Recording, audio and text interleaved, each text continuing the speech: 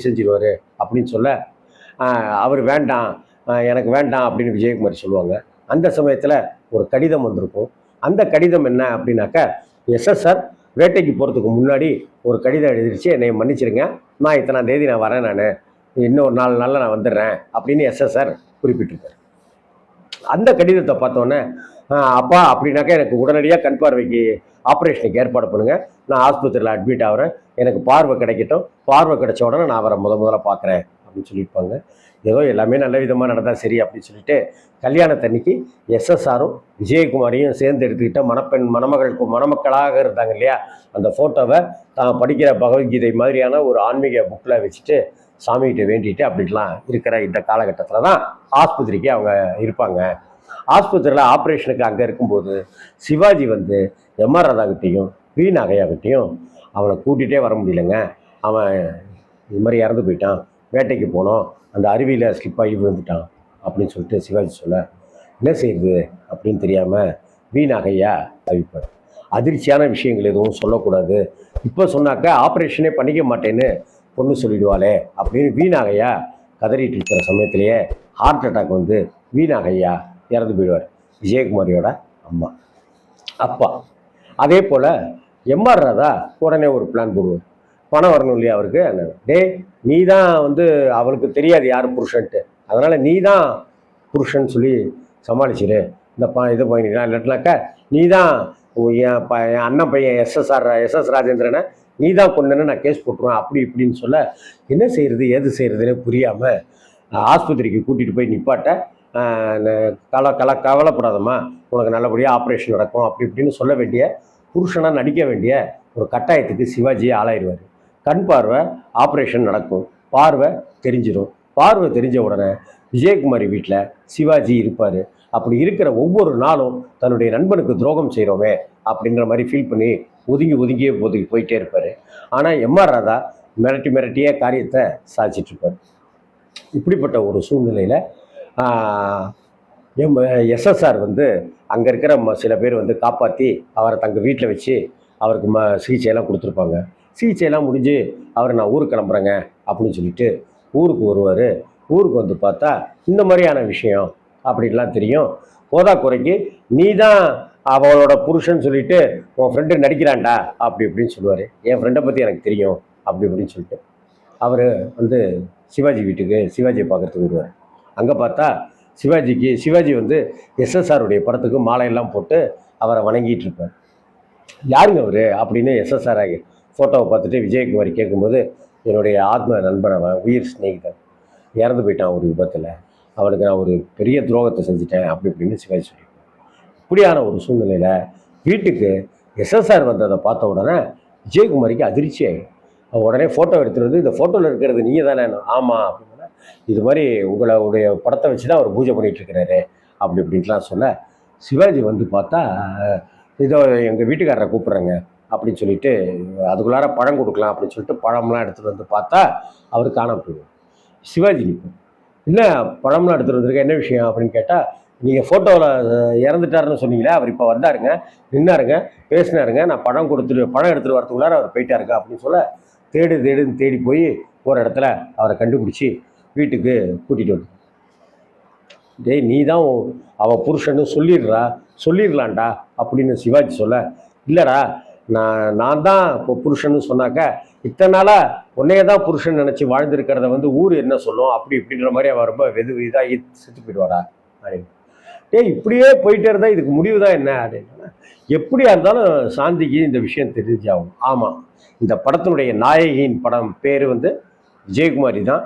விஜயகுமாரி பேர் சாந்தி, இங்கே படத்துக்கு பேரும் சாந்தி தான்.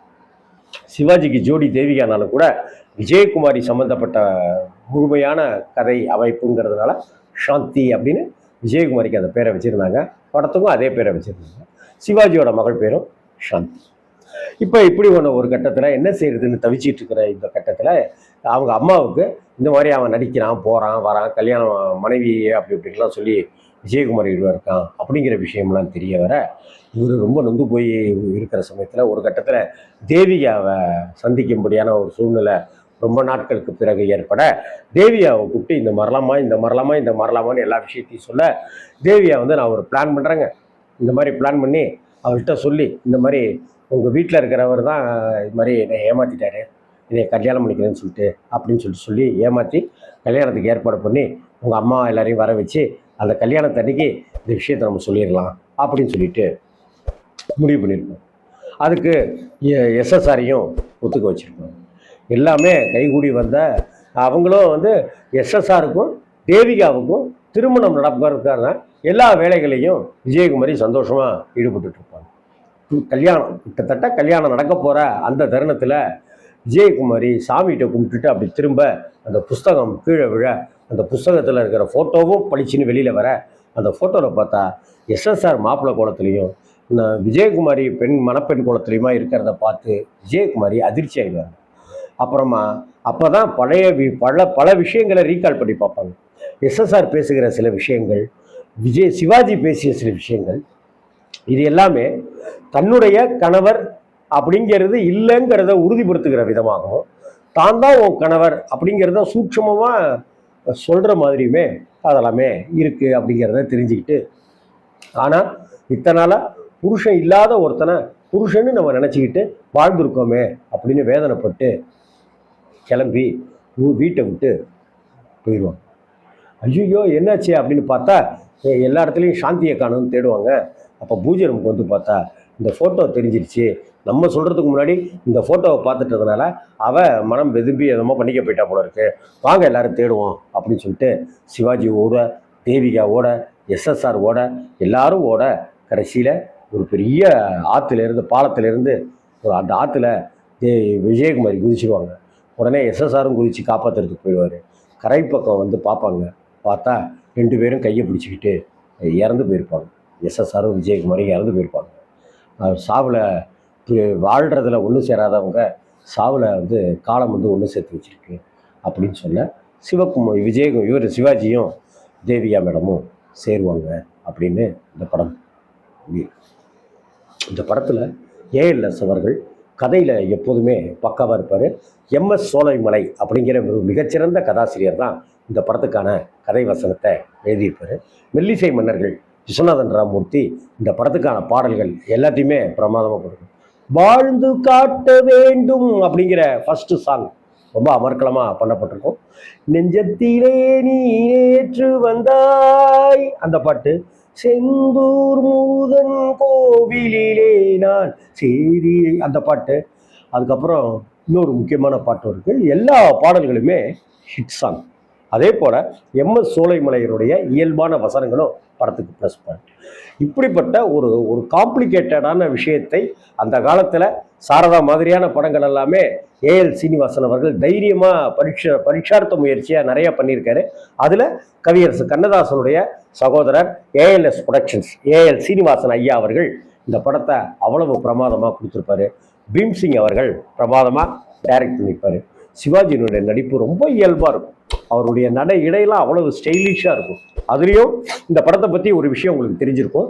இந்த படத்தில் யார் அந்த நிலவு ஏன் இந்த கனவு அப்படின்னு அந்த சீனுக்கு உண்டான பாடலை டியூன் போட்டு மெல்லிசை மன்னர் கொடுக்க, கவியரசு கண்ணதாசன் ஐயா பிரமாதமாக பாடல் எழுத, டிஎம்எஸ் வந்து அப்படியே உருகி போய் அஸ்கி வாய்ஸில் இந்த பாட்டை பாட, சிவாஜி சார் இந்த பாட்டை கேட்டுட்டு இந்த பாட்டை வந்து இன்னைக்கு எடுக்க வேணாம், நாளைக்கு எடுக்கலாம் அப்படின்னு சிவாஜி சார் சொல்லிட்டார்.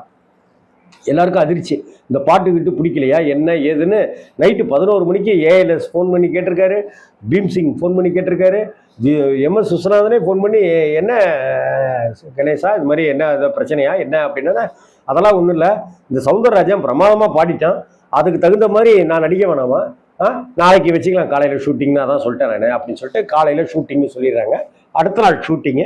அந்த ஷூட்டிங்கில் கையில் ஒரு சிகரெட்டை வச்சுக்கிட்டு அப்படியே நடந்து வருவார். அந்த பாட்டு ஃபுல்லாக கையில் சிகரெட் இருக்கும். இடையில எப்பயாவது தான் சிகரெட் அடிக்கிற மாதிரி இருக்கும், மற்றபடி கையில் சிகரெட் புகஞ்சிக்கிட்டே இருக்கும். யார் அந்த நிலவு ஏன் இந்த கனவுன்னு அந்த டிஎம்எஸ் இசை வாய்ஸை வந்து ஓவர்டேக் பண்ணி தன்னுடைய நடிப்பால் ஜெயிச்சிருப்பார் சிவாஜி. அந்த பாட்டு சீனுக்கு தேட்டர் முழுக்க கைத்தட்டல் நடக்கும். திருச்சியில் பொன்மலைப்பட்டியில் சரவணாங்கிற ஒரு தேட்டர்லையும், அதற்கப்புறம் சண்முகால நான் தேட்டரில் வேலை பார்த்த சமயத்தில் அண்ணே இந்த படத்தை போடலாம் அண்ணே அப்படின்னு சொல்லிட்டு அப்படிலாம் நான் பலமுறை இந்த படத்தை நான் பார்த்ததெல்லாம் நினைவுக்கு வருது. 1965 ஏப்ரல் மாதத்தில் தமிழ் புத்தாண்டுக்கு அடுத்தாப்புல வந்த இந்த படம் மிகச்சிறந்த வெற்றி படமாக அமைஞ்சுது. எஸ்எஸ்ஆருடைய நடிப்பு, விஜயகுமாரி கொண்டிருப்பாங்க. விஜயகுமாரி நடிப்பு, தேவியாவுக்கு நடிக்கிறதுக்கு பெரிய ஸ்கோப் கிடையாது.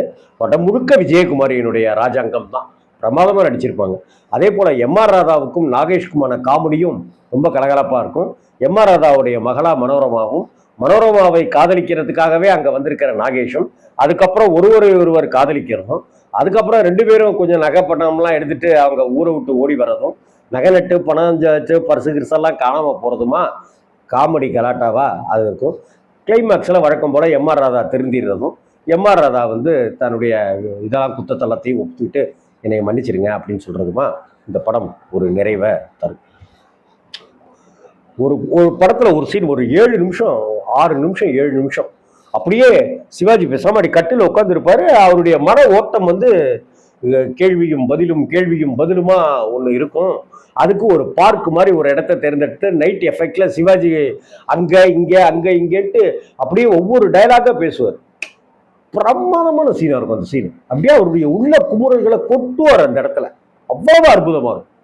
அந்த காட்சி படமாக்கப்பட்ட விதமே அவ்வளவு ரசிச்சு எழுதப்பட்டு ரசிச்சு படமாக்கப்பட்டு தலைவர் சிவாஜி அவர்கள் ரசிச்சு நடிச்சிருப்பார் அப்படின்னு தான் தோணும். பீம் பாய் அப்படின்னு சிவாஜி சார் சொல்லுவார். பீம்சிங்குடைய இயக்கத்தை நம்ம சொல்லவே வேணாம். எல்லோருடைய நடிப்பு, எல்லோருடைய எந்த ஒரு காட்சியும் படத்தில் வேஸ்ட்டுன்னே சொல்ல முடியாது. அவ்வளவு அழகாக பண்ணப்பட்ட இந்த சாந்தி அப்படிங்கிற திரைப்படம் நல்லதொரு லாபத்தை ஏஎல்எஸ்க்கு கொடுத்த படமாகவும், பீம்சிங் சிவாஜி கூட்டணினாலே வெற்றி படம் தான் அப்படிங்கிற விதமாகவும், நாகேஷ் மனோரமா ஜோடி 1965 அதற்கு அடுத்தடுத்து நிறைய படங்கள் அவங்க ஜோடி சேர்ந்து நடிக்கிறதுக்கு வித்திட்ட சில படங்கள்ல இந்த படமும் ஒரு காரணியாகவும் இருந்துச்சு அப்படின்னு தான் சொல்லணும். 65ஆம் ஆண்டு 59 ஆண்டுகளை ஒட்டி வந்திருக்கிற இந்த சாந்தி திரைப்படத்தை பார்த்தீங்கன்னாக்க கண்டிப்பாக உங்களுக்கு பிடிக்கும். உங்களுக்கு பிடிச்ச பாட்டு எது அப்படின்றத கமெண்ட் பண்ணுங்க. பார்த்துட்டீங்கன்னாக்க பிடிச்ச காட்சியை கூட நீங்கள் சொல்லலாம். இந்த வீடியோ உங்களுக்கு பிடிச்சிருச்சுன்னா லைக் பண்ணுங்க, கமெண்ட் பண்ணுங்க, ஷேர் பண்ணுங்க, சப்ஸ்கிரைப் பண்ணுங்க. வணக்கம்.